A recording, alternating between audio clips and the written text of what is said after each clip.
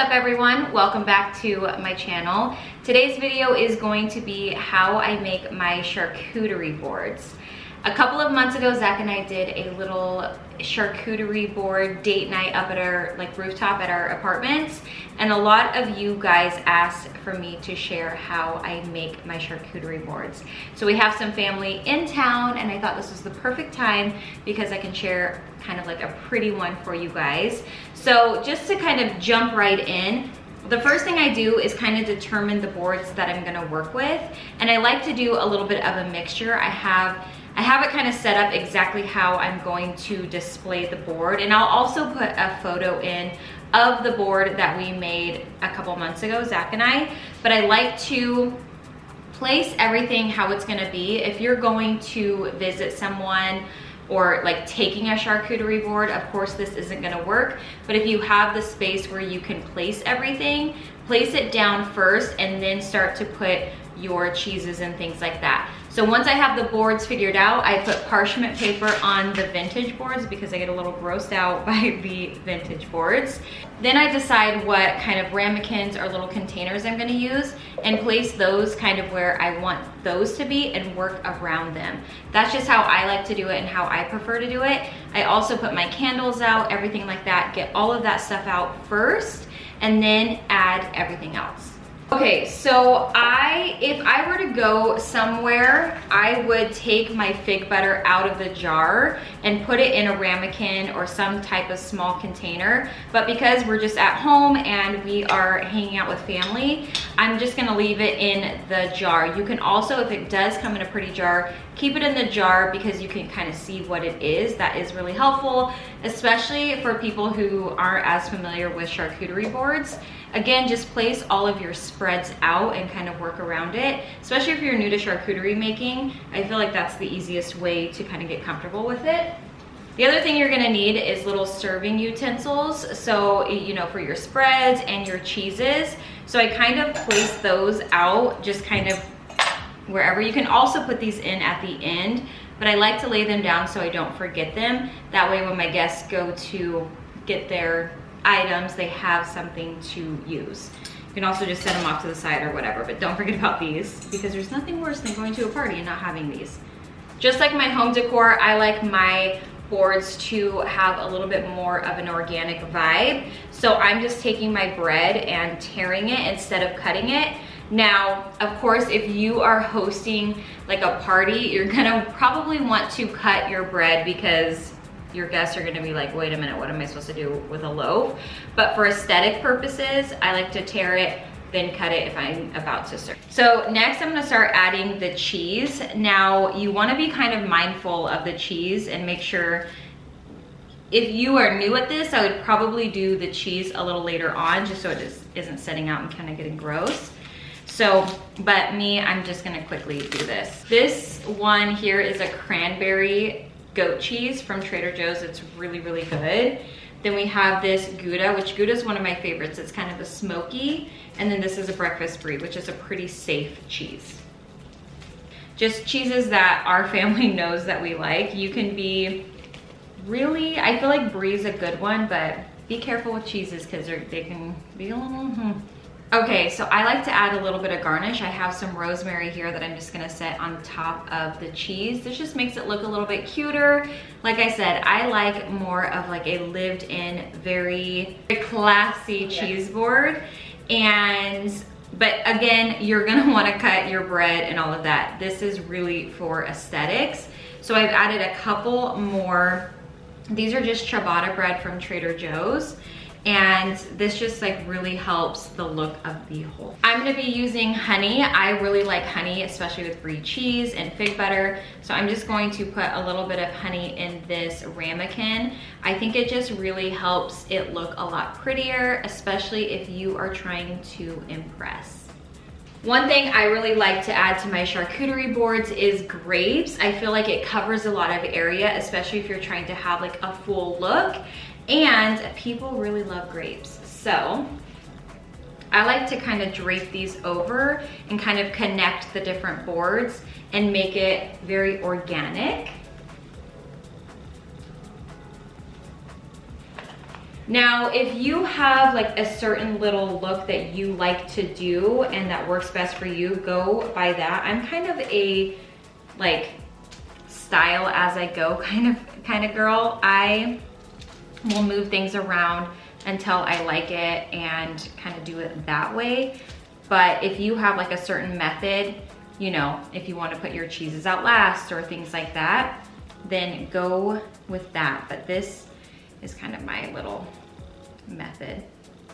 I like to have a cheese on pretty much every single board. I feel like it keeps the board busy and it kind of keeps people like looking around like, ooh, what is on here? So you kind of have a little bit of a mystery, like, oh, there's some brie cheese and some bread, things like that. I like to just kind of keep people like searching for more.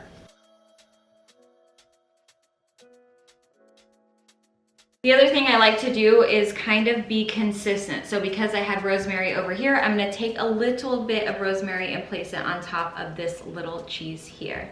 I'm taking these raisin rosemary crisps from Trader Joe's and I'm just going to put them on a couple different areas of the board.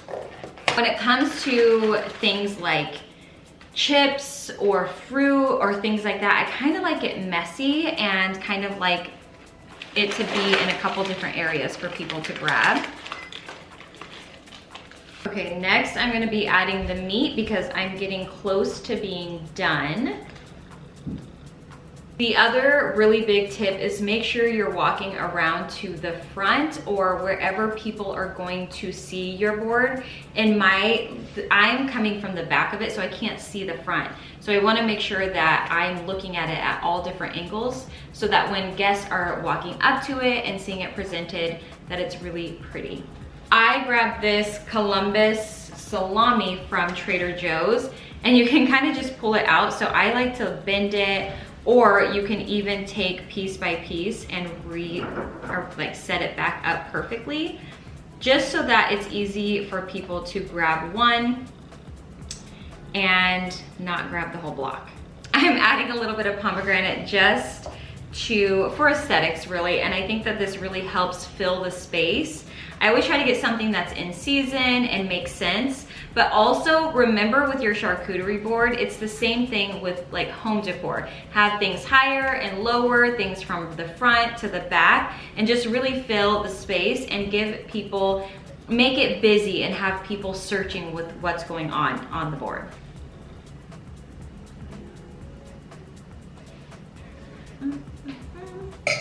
So I like to roll the prosciutto up. This is kind of like a saltier meat. It's very thin. It does have some fat, but it's nice and salty and yummy.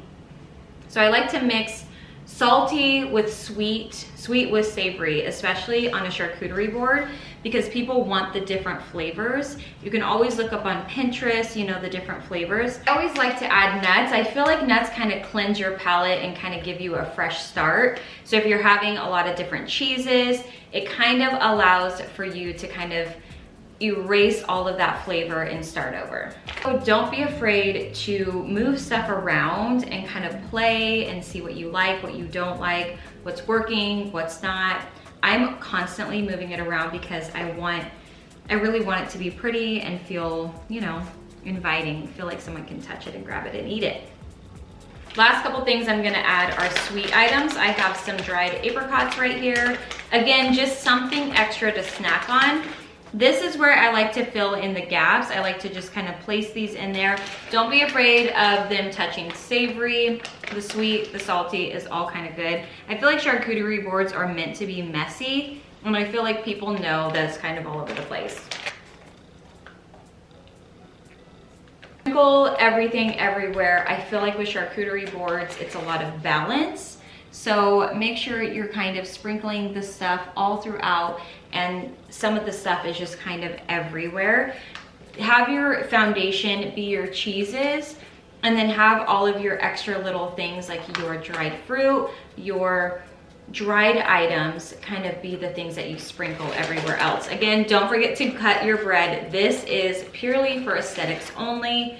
If you bring a loaf of bread tore up like this, your guests are gonna be really confused. Like, how am I supposed to eat that? So make sure that you do cut it up. I also try to hide some of my parchment paper with items, dry items, like the apricots and stuff, where they're just kind of right on the edge. Sometimes these items don't get eaten, so they are kind of more of a pretty type of thing. Last thing I'm gonna add are these yogurt pretzels. I feel like you always have to have something sweet on a charcuterie board for the person with the sweet tooth, or they're just done eating and they wanna grab a couple of these. I just kind of sprinkle these again where I can. If you want to keep things really clean, you can have ramekins and things like that. I love it messy. You're gonna add your utensils at the end. I usually add them straight away, especially in my dips. But when it comes to your cheeses, I like to just kind of lay them and place them down where people can grab them and cut them. Last thing that you're going to do is light your candles. I like to do this for ambiance. Now, candles are not necessary, but for me, I think it really sets the tone. It makes it very romantic and inviting for your guests. All right, now I prefer rosé. I feel like they say reds goes with chocolate, things like that. I'm not a big wine, like I don't know what wine pairs best with foods. If you know what wines pair with foods, leave them down in the comments below. But I'm just going to top off my glass with my favorite $7 wine or $6 wine from Trader Joe's and enjoy my charcuterie. All right, you guys, and this is how I make my charcuterie boards. I am a mess, just like every other kind of design project I do. I just keep styling until it's pretty. Have fun with your boards, don't overthink it. Remember to shop season, so I have some pomegranates in here. Try to bring in those fall colors or spring or whatever season you're in, and just enjoy the food. Make it feel pretty to you, and I will see you guys in a couple days with another. Bye guys.